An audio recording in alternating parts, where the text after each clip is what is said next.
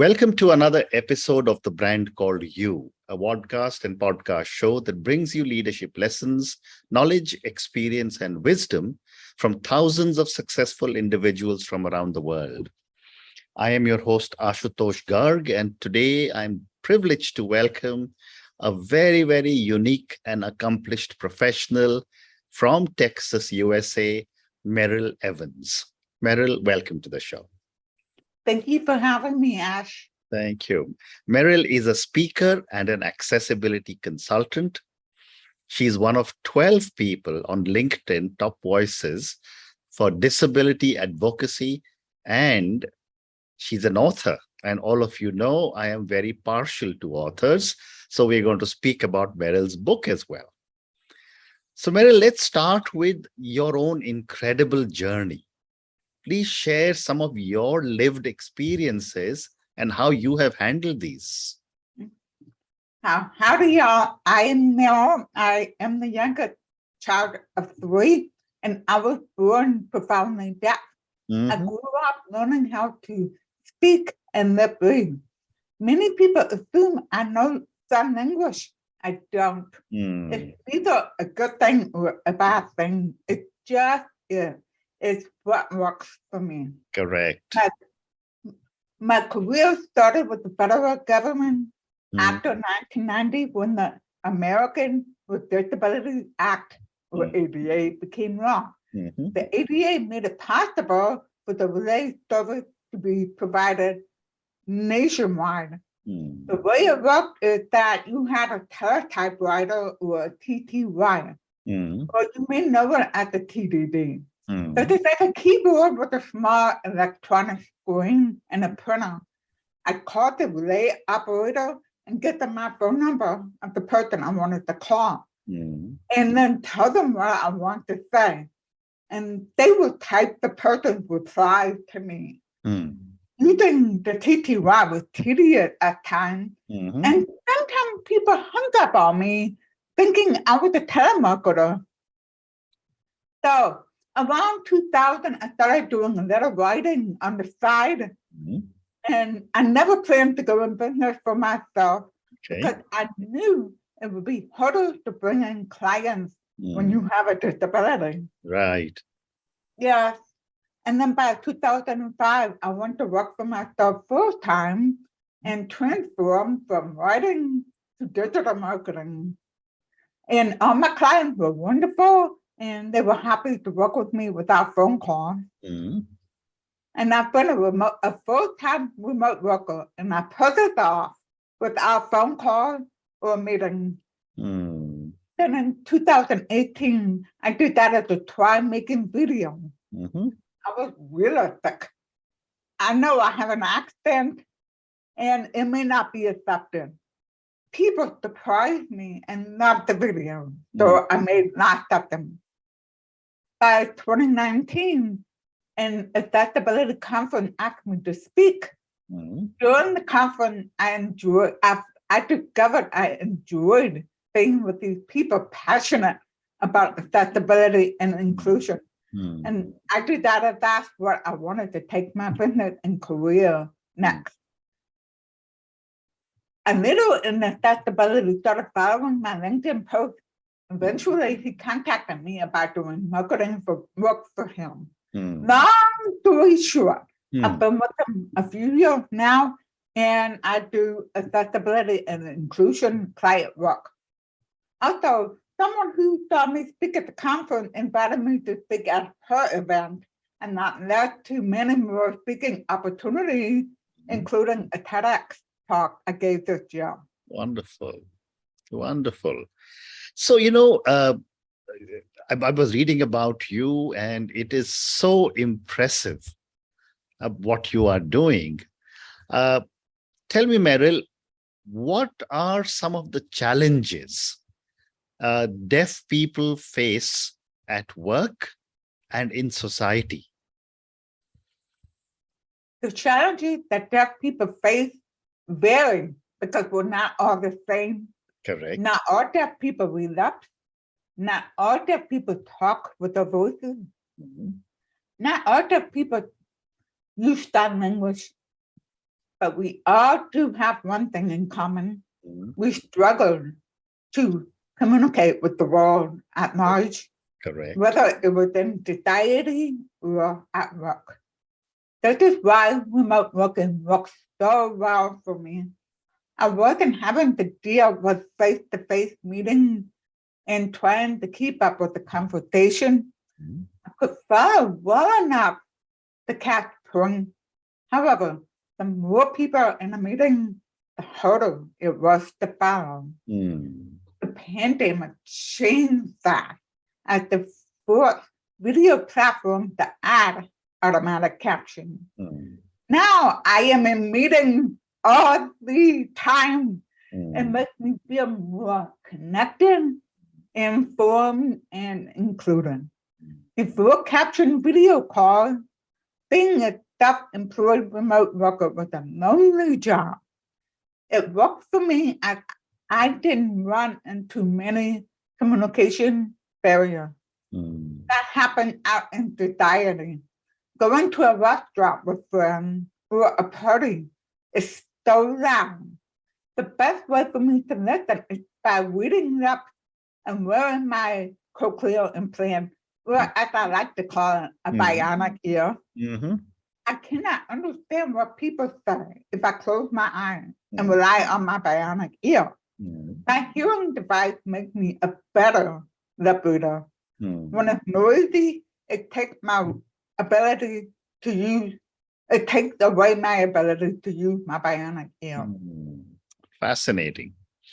And you just told me about the conference you were invited to and how there is, and you are now a diversity and inclusion specialist or a consultant. My question to you, Meryl, is there is a lot of talk about inclusion. How much is actually happening on the ground? Good question asked. Simple, not enough. Hmm.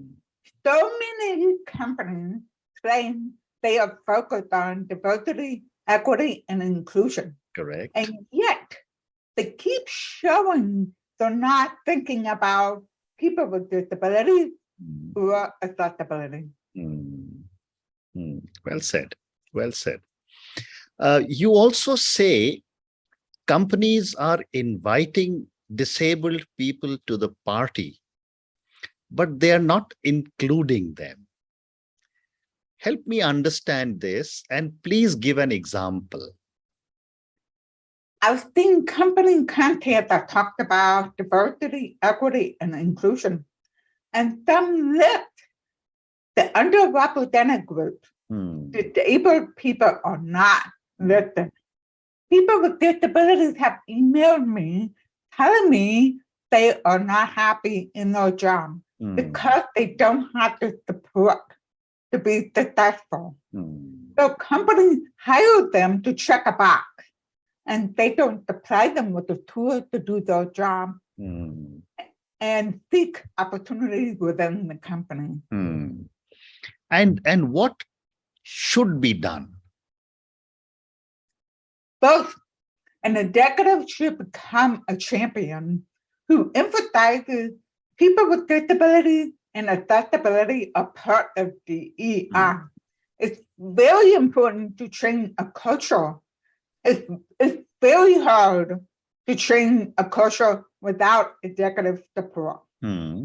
Second, they need to show accessibility is everyone's responsibility that having all employees get disability and accessibility awareness. Right. And then third, they bake accessibility into the company culture. Well said. Well said. My next question is also on society. We always start with biases in our own society. Tell me how you handle them and what should society be doing? That's a tough one because it's very complicated and complex. But a good place to start is to avoid assumptions. Ask people what they want or require. Read books or articles, listen to podcasts, and watch videos about people with disabilities. Pay attention to those stories. When we don't know something, we tend to be afraid of it or make assumptions. Very interesting. Well said. Well said. My next question to you is on technology, Meryl. There is so much technology now available. How can technology change the ability of people who've, say, got a hearing challenge, a hearing challenge or any other challenge? How can technology change people's lives? Technology, as you said, Ash, is getting better, smarter, and cheaper. For example, there are many tools and apps that help people automatically subtitle their video. These tools have a long way to go in being accurate. But it's a start. As my show says, progress over perfection. Correct. In addition to adding subtitles, technology can convert it to other languages. Again, not perfect, but it's progress. Many people with disabilities can't afford the newest technology. It's my hope that technology getting faster, cheaper, and better will make it possible for more people to get access to the technology they want and need.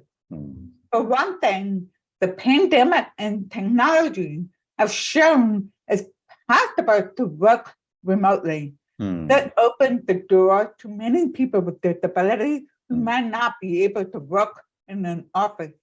Very well said. My next question to you is on culture. You live in a country which is so culturally diverse. And yet, I know that different cultures can either be kind or unkind to people with disabilities. I want to ask you, how does culture impact diversity, equity, and inclusion? Wonderful question, Ash. A company that doesn't have a culture supportive of all aspects of DEI, including disability and accessibility, Correct. is only doing surface level things. It's more performative allyship rather than transformative allyship. DEI isn't something you vote on. Correct. It's something that becomes part of the company's DNA. When a company culture supports true DEI, then people with disabilities will feel supported and thrive in their job. Very interesting. So one more question on DEI, and then we'll move to your book or your books.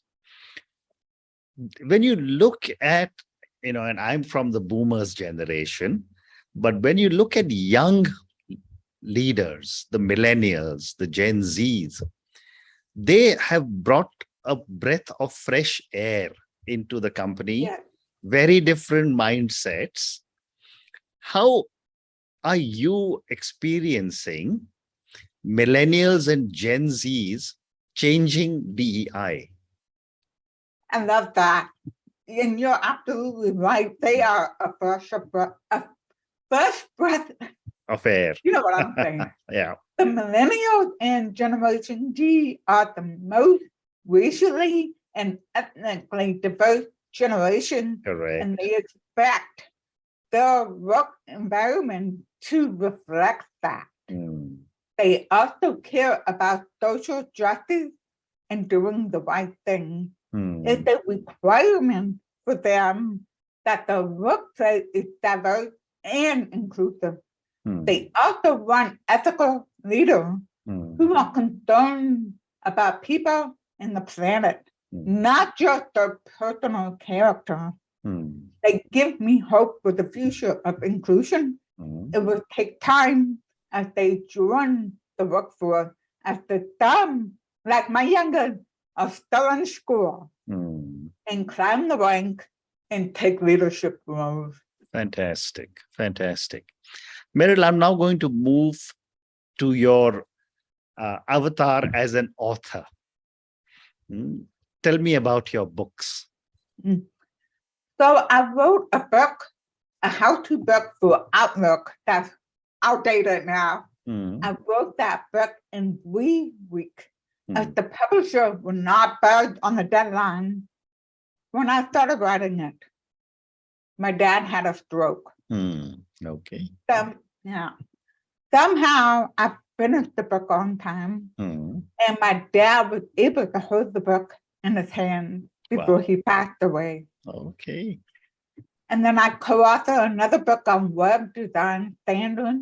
And I've been fortunate to work with many authors on their business and technology books. Fascinating.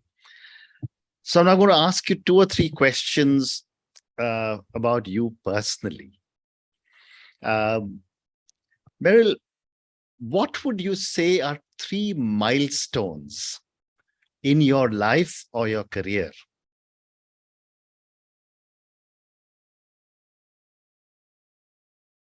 Raising my family and having 3 very different kids who are successful in their own way.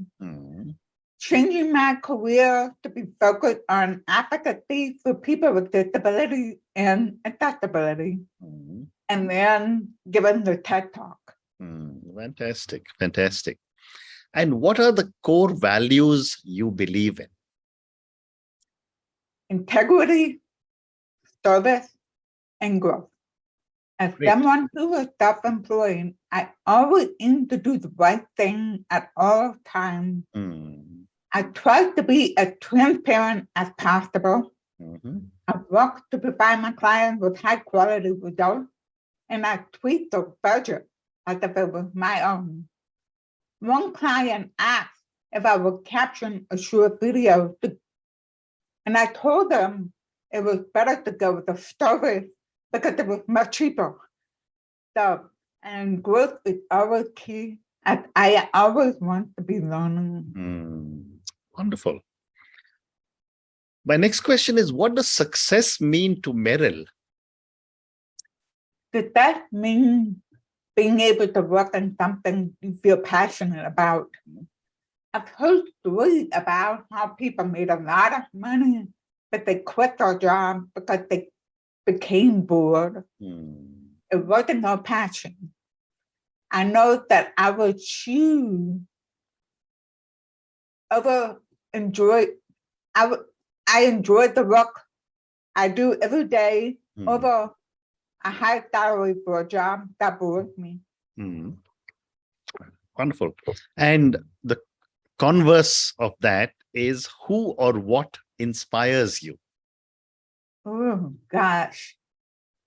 There are so many leaders in the accessibility community that inspire me and motivate me and teach me so much that I want to keep educating people by showing what I learned from them. Wonderful. And I have time for 2 more questions. My next question is, and this is a question on failure, and I have a book on failure also. My question is, what is your biggest learning from your biggest failure or mistake? That's a tricky one. Excellent question. We learn from that. I need to be patient. Sometimes they get a little too anxious and jump on things. So patient, I've been trying to work on that, and even focusing on that, I still make mistakes. So I have a lot of work to do in that sense. Wonderful. And my last question to you, and this is for the many, many people who will listen to our conversation. Based on your amazing journey, what would you say are 3 lessons you want our viewers and listeners to take away? My advice to young individuals is to do as much as they can while they're young, before they get make commitment, Mm, because once you make commitment in your life, whether it's to having a marriage mm, or some other commitment, it gets harder. correct. Having a child, Mm, it gets harder to do that. yeah. So, yeah, travel now, do those things, because it's the easiest time in your life to do it if you can. Wonderful. And on that note, and your amazing advice of do what you must, because you will have lots and lots of commitments as you go on. Thank you, Meryl, for having a conversation with me. It was one of the most incredible conversations I have had ever since I started my podcast. I wish you lots of success and lots of achievements, because, as they say, the best is yet to come. Thank you again, and good luck. Thank you, and I say the same to you. Thank you. Thank you for listening to the Brand Called You videocast and podcast, a platform that brings you knowledge, experience, and wisdom of hundreds of successful individuals from around the world. Do visit our website www.tbcy.in to watch and listen to the stories of many more individuals. You can also follow us on YouTube, Facebook, Instagram, and Twitter. Just search for the Brand Called You.